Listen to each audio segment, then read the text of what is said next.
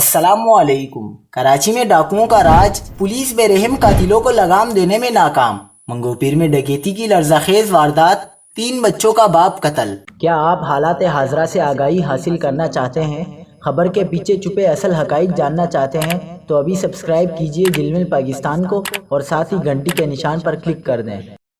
آپ کو بتاتے چلیں کہ منگو پیر کے علاقے سلطان آباد ٹی سی ایف اسکول کے قریب ڈاکوؤں نے واردات کے دوران مزاحمت کرنے پر ایک اور شخص کو فائرنگ کر کے قتل کر دیا اور لوٹ مار کے بعد فرار ہو گئے۔ مقتول کی شناخت 35 سالہ عبدالرزاق خاصخیلی ولد محمد علی کے نام سے ہوئی۔ مقتول کے سینے میں ایک گولی ماری گئی تھی۔ مقتول عبدالرزاق منگو پیر سلطان آباد کا رہائشی، 3 بچوں کا باپ اور سیمنٹ کا ٹرک چلانے کا کام کرتا تھا۔